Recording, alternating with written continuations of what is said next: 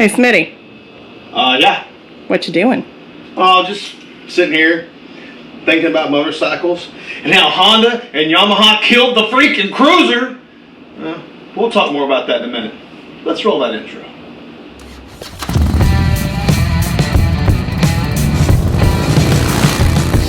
Alright, so let's talk about cruisers. Now, since this is my video, we're going to go on what my definition of a cruiser is. Now, because it's me, I'm only going to talk about cruisers that are 750 cc's and above. I like 1,000 and up, but for the sake of argument, the definition of a cruiser is a bike that has a more comfortable seating position, a lower seat height, either mids or forward controls, not your aggressive rear set. The thing about a cruiser is it can be stripped down, or as we've seen on bikes, even such as mine, you can add windshields, highway pegs, bags, and all those things. But for just a cruiser, for just the definition of a cruiser, we're going to go by what they started out as. Now, when I think of a cruiser, I have 4 cruisers that come to mind that are iconic to me.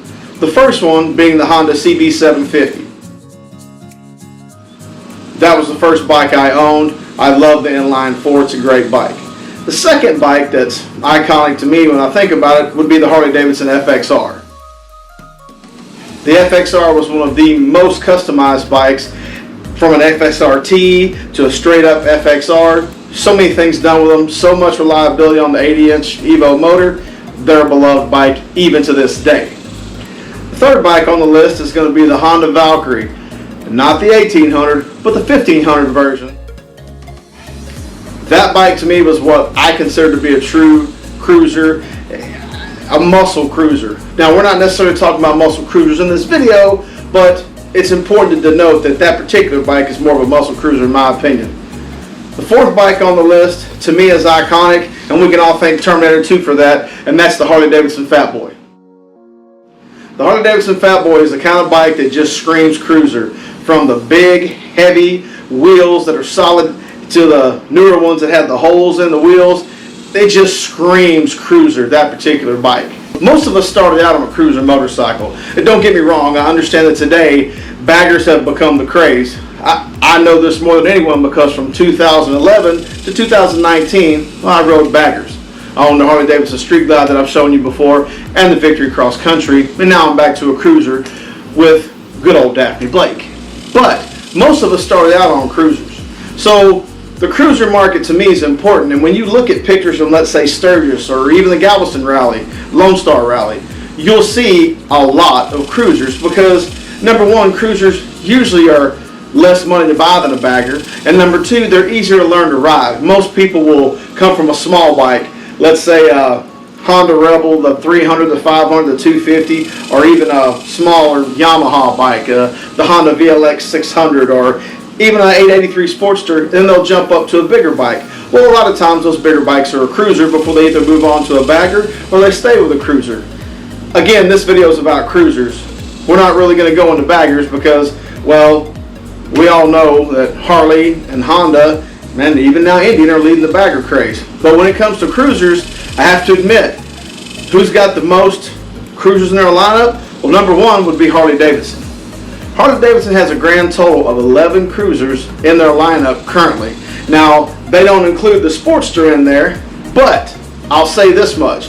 Harley-Davidson has a robust cruiser lineup. I believe the 1200cc Sportster should be in there as a cruiser because that's a cruiser bike, but again, that's my opinion. For the sake of their website and what their website says, they have 11 models, all big inch motors that start from $13,500 all the way up to roughly $22,000. Secondly is going to be Triumph.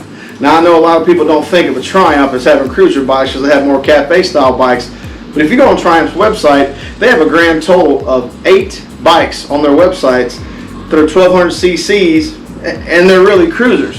Pretty impressive. And the range on their cruisers goes from around $9,000 to $21,000, and of course that's for the Rocket 3, their biggest bike.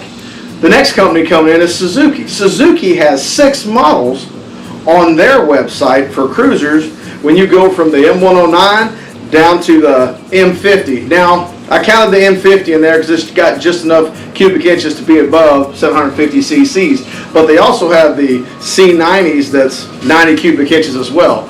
they've got a decent cruiser lineup. Then you have Indian, that according to their site, they say when you click cruisers, you see the Indian Dark Horse for about $18,500. They have 6 more Scout models on there that show a base price of $8,900 all the way up to 16 grand. So to me, they have a pretty decent sized cruiser lineup. What's really embarrassing is that 2 companies that I remember when I was younger had the most robust metric lineup now have almost nothing.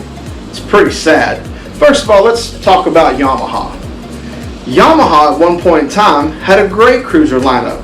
Right now, they don't. Yamaha has a grand total of 3 cruisers right now when you look on their website that they sell. That's going to be the VMAX, running right around $17,900 or $18,000. And then they have the Bolt and the Bolt R-Spec. The Bolts are running right around the 8 grand range, but they only have 3 bikes. Now this is the same company that used to have the Yamaha V-Star 1100, the Yamaha V-Star 1300, the Roadliner and Stratoliner, the Raider and the Striker. All have been discontinued.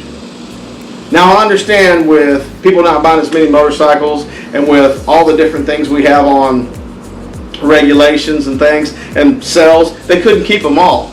But at one point in time they had around 9 cruisers. Now they're down to 3. Now let's talk about Honda. Since I own a Honda and it's the group that's really pissed me off the most, at one point in time Honda had a bevy of cruisers that you could choose from. They had back in the late 90s to 2003 the original Valkyries, the 1500s, that were a power cruiser that everyone fell in love with. Then they also had the Sabre 1100, a reliable, smaller mid-range cruiser that you could customize and do a lot of things with. They had the VTX 1300 that they quit making in 2009. They had another monster cruiser, the VTX 1800, that everybody loved and wanted, and it only ran until 2008. They haven't had those models since then, which is kind of sad. Honda used to have a bevy of cruisers. They used to be the cruiser lineup. Now if you look on their site, they really have 3. They have the Fury, which you can buy around $10,500, and they have 2 incarnations of the Shadow, an Ace 750 and the Shadow 750, which you can pick up for around $7,800. The fact that the two of the largest and most reliable motorcycle companies just decided we're not going to do that anymore, doesn't make a lot of sense to me. Now look, I know plenty of people are not going to agree with me, and well, that's okay.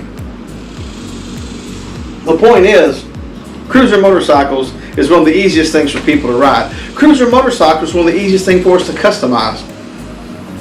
If you own a Harley and you have a cruiser, you can take it from anything to a stripped down street bike to a full-on touring bike. And the point is, when you have a platform that you can build on your own and not spend as much money. If you're a Harley person, look at it this way. Right now the Softail Standard goes for $13,500. The baseline street glide goes for around $22,500 to $23,000. You could spend $3 or $4 grand on that Softail Standard, turn it into a touring bike, and save yourself money. It was the same way with the Honda and Yamaha lineup. Personally, I love good old Daphne Blake. Those set of hard bags on her, and I can go across the country with the seat, the highway pegs, and a few other mods I've done.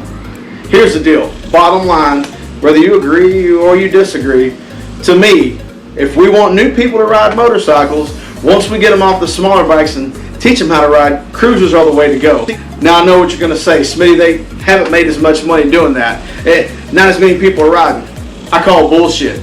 When someone sees a bike for around $9,000 or $10,000 that has enough cc's they can get on the highway, be comfortable, and then put more money by having OEM parts to throw on there, saddlebags, windshields, backrests, hey, guess what?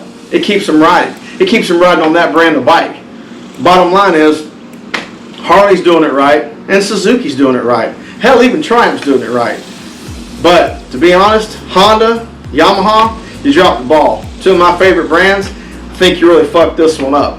Hopefully you'll learn. Maybe somebody will show you Big Smitty's video and you'll make some changes. Probably not. A fat dirtball from Texas who rides around on a Honda, and not too many people are going to listen. Maybe a few, maybe none. But hey, at least you can enjoy watching me sit here, talk shit, drink Crown, and throw my opinion out there. Ooh, that's good. I want to tell you, hey, thanks for watching the video. Remember to hit the subscribe button, hit the like button, leave a comment, tell me what you think about cruisers in general. Now, I want you to have a great day. Let's try not to be assholes to each other, and I'll see you next time.